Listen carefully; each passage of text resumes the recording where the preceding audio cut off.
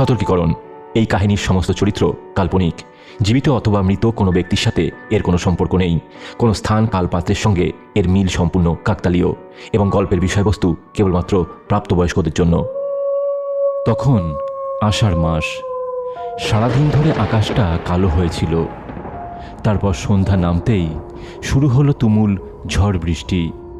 বিদ্যুতের ঝলকানিতে মাঝে মধ্যে গ্রামের বাঁশঝাড়গুলো যেন সাদা হয়ে উঠছে, আবার অন্ধকারে ডুবে যাচ্ছে যখন তখন। গ্রামটার নাম শালবেড়িয়া। গ্রামের পাশ দিয়ে চলে গেছে একটা পুরনো কাঁচা রাস্তা। সেই রাস্তা ধরে রাতে কেউ খুব একটা চলাফেরা করতো না, কারণ লোকমুখে শোনা যায় এই রাস্তার ধারে কিছু একটা আছে। কেউ বলে ভূত, কেউ আবার বলে পিশাচ, আবার কেউ কেউ বলতো ওখানে নাকি মৃত মানুষের আত্মারা পথ চেয়ে বসে থাকে। এমনই এক রাতে নিতাই ভ্যান নিয়ে বাজার থেকে ফিরছিল। বৃষ্টি পড়ছে, কিন্তু আশ্রয় নেওয়ার মতো কোনো জায়গা চারিদিকে নেই। তাই ও বৃষ্টিতেই ভ্যান চালাচ্ছে। ওর পেটে খুব খিদে। আরে দূর বাবা, এমন বৃষ্টিতে আটকা পড়লাম। কোন সকালে সেই দুটো রুটি খেয়েছিলাম, এখন তো পেটখানা একেবারে পিঠে লেগে গেছে। ঠিক তখনই বাতাসে একটা অদ্ভুত গন্ধ ভেসে এলো। কি একটা গন্ধ ভেসে আসছে না? কিসের গন্ধ এটা? চেনা চেনা লাগছে, কিন্তু ঠিক ঠাহর করতে পারছি না তো। বাতাসে ভেসে আসে গরম মশলার গন্ধ, ঘিয়ের গন্ধ, মাংসের গন্ধ, আর সঙ্গে আতরের গন্ধ। আরে এরা তো বিরিয়ানির গন্ধ। হ্যাঁ হ্যাঁ, ঠিকই, বিরিয়ানিরই গন্ধ। কিন্তু এই জঙ্গলের মধ্যে বিরিয়ানির গন্ধ এলো কোত্থেকে? নিতাই ভ্যান থামিয়ে চারিদিকে তাকালো। দূরে কুপির মতো একটা হলুদ আলো জ্বলছে। ও ধীরে ধীরে এগিয়ে গেল। ওদিকে যেন একটা দোকান আছে মনে হচ্ছে। দেখি তো কিছু খাবার দাবার পাই কিনা। দেখলো সত্যিই একটা বিরিয়ানির দোকান। খড়ের চাল, বাঁশের বেড়া, আর সামনে লেখা রহিম বিরিয়ানি হাউস। হ্যাঁ, এইটা আবার কবে হলো? আগে তো কোনোদিন দেখি নাই। বাইরে একটা লোক বসে বসে মুরগি কষা বানাচ্ছে। ও ভাই, শুনছেন? এইটা কি খাবারের হোটেল ভাই? এখন একটু ভাত ডাল পাওয়া যাবে? ও ভাই, শুনছেন? ভেতর থেকে একজন বেরিয়ে এলো। আসেন আসেন ভাই, বাইরে বৃষ্টি, ভিতরে এসে বসেন। আপনার দোকান আগে কখনো দেখি নাই তো। রহিম মুচকি হাসলো। সব কিছু কি সব সময় দেখা যায় বলেন? নিতাই কথাটা ঠিক বুঝলো না। ও দোকানের ভেতরে ঢুকলো। ভেতরে আরও কয়েকজন বসে আছে। তারা সবাই চুপচাপ খাচ্ছে, কেউ কোনো কথা বলছে না। কি ব্যাপার রে বাবা, এরা সবাই এত চুপ কেন? রহিম কোনো উত্তর দিল না। একটা বড় থালা এনে নিতাইয়ের সামনে রাখলো। এই নেন, খান, গরম গরম বিরিয়ানি।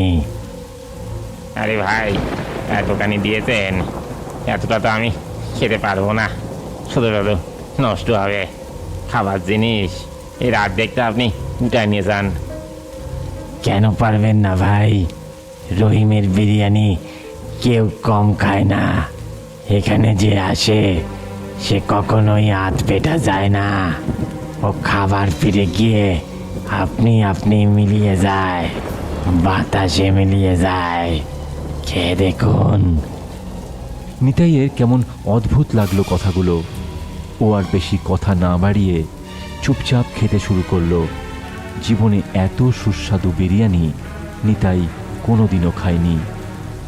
ও, এত সুস্বাদু, এমন আস্বাদের খাবার তো আমি জন্মে কোনোদিন খাইনি বাবু। হঠাৎ বিদ্যুতের আলো ঝলসে উঠল। এক মুহূর্তের জন্য নিতাই পাশের খদ্দেরের দিকে তাকালো, আর সঙ্গে সঙ্গে ওর বুক হিম হয়ে গেল। লোকটার মুখের এক পাশ সম্পূর্ণ পোড়া। এ কি দেখছি? আমি কি দেখলাম? এরপর আরও একটা বজ্রপাত হলো। এবার নিতাই দেখল সামনের বৃদ্ধের চোখ দুটো নেই, কেবল দুটো খালি গর্ত।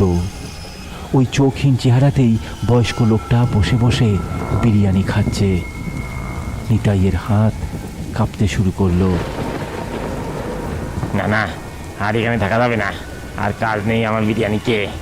আমি চাই।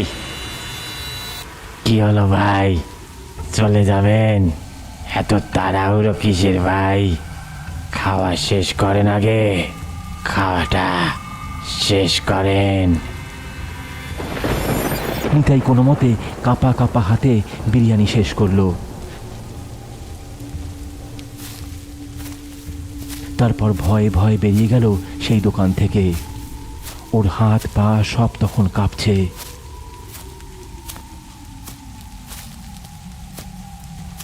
ভ্যানখানা নিয়েই পাগলের মতো দ্রুত গতিতে চালিয়ে ও তাড়াতাড়ি বেরিয়ে গেল সেই জায়গাটা ছেড়ে।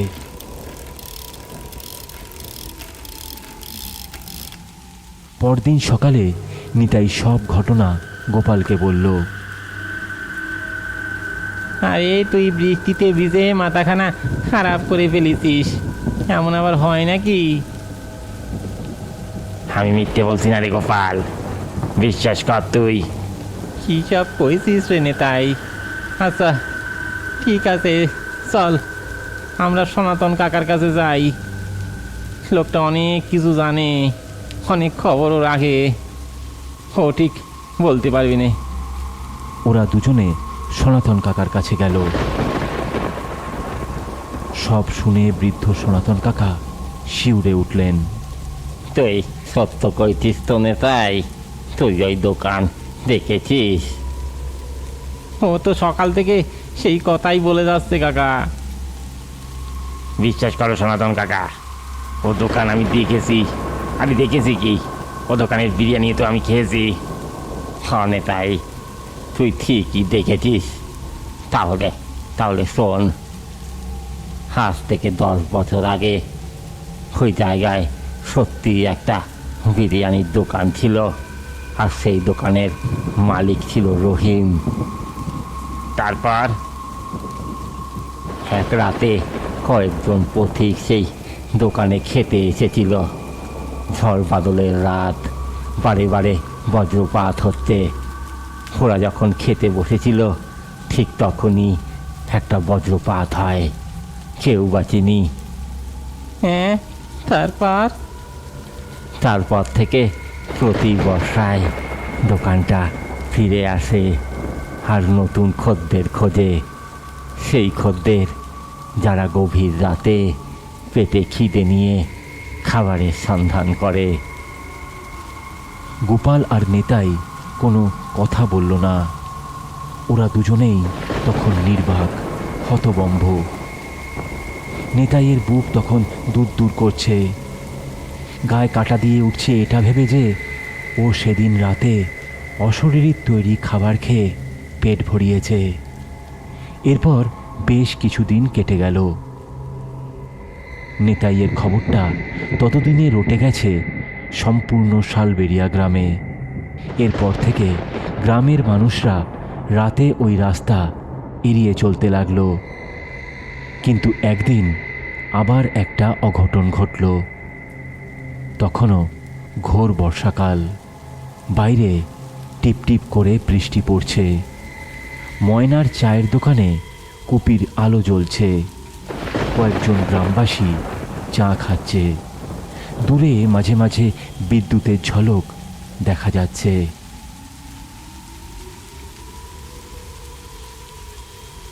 এই ময়নাদি, এক কাপ গরম চা দে তো খাই। এই বৃষ্টিতে হাড় পর্যন্ত সব ঠান্ডা হয়ে গেল। ভাত তো আর পয়সা নেই পকেটে, আর রাত্রিটা চা রুটি খেয়েই কাটাতে হবে। হ্যাঁ দিচ্ছি, কিন্তু একটা কথা শুনবি কালু? আবার সেই ভূতের গল্প নাকি? গল্প না রে, সাবধান করছি। আজ সন্ধ্যায় দোকান খোলার আগে জঙ্গলের পাশ দিয়ে আসছিলাম, তখন বাতাসে একটা গন্ধ পেলাম। কিসের গন্ধ? গন্ধটা বিরিয়ানির রে কালু। বিরিয়ানির গন্ধে আবার ভয় পার কি আছে? ভয় গন্ধে না, ভয় হচ্ছে ওই গন্ধটা কোথা থেকে আসে সেটা নিয়ে। তাই নাকি? তাহলে আজ রাতে গিয়ে একবার খেয়েই দেখবো। অনেক সময় বাড়তি খাবার লোকে বিলি করে দেয় গরিব লোকের মাঝে। মজা করিস না কালু, গত রাতে আমি আরও একটা জিনিস দেখেছি। জঙ্গলের ভেতর আলো জ্বলছিল, তারপর দেখলাম কয়েকটা ছায়া দোকানের সামনে বসে বসে খাচ্ছে। ওইসব মানুষ হবে। মানুষের চোখ অন্ধকারে এমন জ্বলে না। তাদের মধ্যে একজন বারবার রাস্তার দিকে তাকাচ্ছিল, যেন কারো অপেক্ষা করছে। আর যে সেই ডাক শুনে যায়, সে আর আগের মানুষ হয়ে ফিরে আসে না। ধর, আমি এসব বিশ্বাস করি না। আর তাছাড়া হাতে টাকা করি কিছু নেই, যবে থেকে পাটা জখম হয়েছে কাজ করতে পারছি না। কেউ দুটো পয়সা সাহায্য করে না। কতকাল যে পেট ভরে খেতে পাই না তা ঠিক নেই। বোকামি করিস না কালু, আজ রাত্রিরে যদি জঙ্গলের দিক থেকে বিরিয়ানির গন্ধ পাস, খিদে পেলেও পিছন ফিরে হাঁটা লাগাবি। কখনো গন্ধটার পেছনে যাস না। গরিবের পেটে যা খিদে লাগে তা তোরা কেমন করে বুঝবি ময়নাদি? বুঝবি না। কালু আর কোনো কথা বলল না, কেবল ওই জঙ্গলের দিকটায় তাকিয়ে কেমন যেন উদাস হয়ে গেল।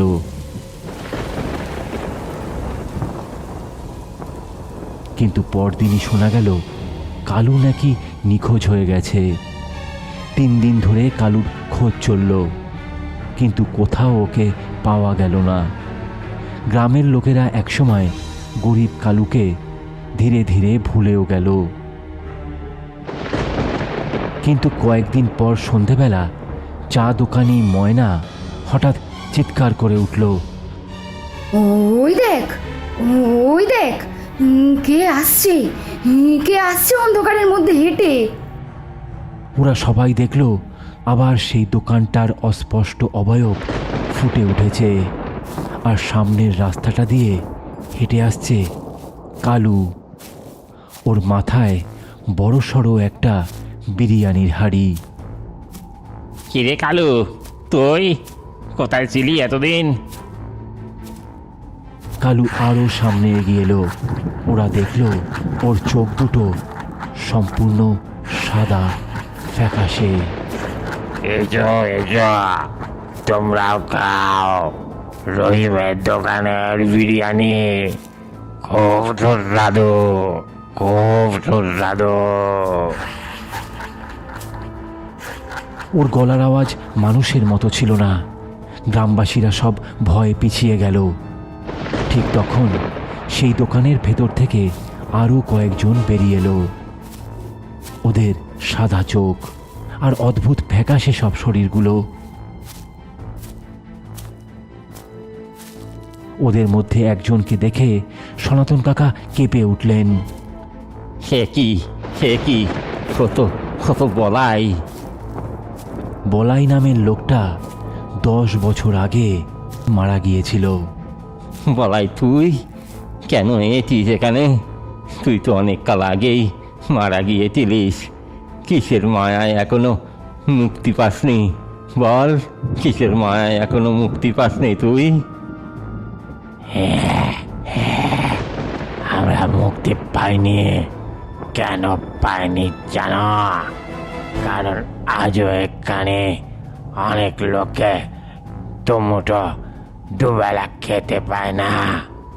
আজও এই গ্রামে কোনো ভিক্ষুক কেলে তাকে খেতে না দিয়ে বাইরে বের করে দেওয়া হয়। খিদে পেটে থাকার জ্বালা তোমরা তোমরা কি করে বুঝবে? আমরা আমরা বুঝি, আমরা জানি কাকে বলে খিদের জ্বালা, জানি আমরা। হঠাৎ দোকানের ভেতর থেকে বেরিয়ে এলো রহিম। আজ নতুন ভোজ, হাড়ি হাড়ি বিরিয়ানি রেঁধেছি আজ। যে লোক পেটে খিদে নিয়ে ঘুরে বেড়াচ্ছে তাদের সবাইকে চাই, সবাইকে চাই। গ্রামবাসীরা চিৎকার করে পালাতে শুরু করলো। পেছন থেকে ভেসে এলো রহিমের হাসি। আজ আমরা চলে যাচ্ছি, আগামী বর্ষায় আবার আসবো। আমাদের দোকান কখনো বন্ধ হয় না।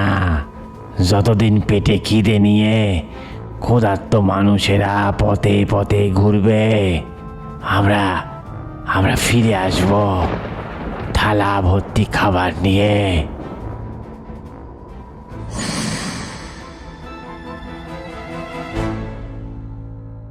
পরদিন সকালে গ্রামের লোকেরা ভয়ে ভয়ে সেখানে গেল। কোথাও কোনো দোকানের চিহ্ন মাত্র নেই, শুধু বড় গাছের পাশে একটা কাঠের বোর্ড, আর তার উপরে কালো হয়ে যাওয়া অক্ষরে লেখা রহিম বিরিয়ানি হাউস। সেই থেকে আজও শালবেরিয়ার মানুষ বলে, বর্ষার ঝোড়ো রাতে যদি জঙ্গলের দিক থেকে বিরিয়ানির গন্ধ ভেসে আসে, তবে কখনো সেই গন্ধের পিছনে যেও না, কারণ হয়তো রহিম আবার ওর নতুন খদ্দেরের অপেক্ষায় বসে আছে। ভিডিওটা যদি তোমাদের কাছে ভালো লাগে তাহলে চ্যানেলটা সাবস্ক্রাইব করে যাবে।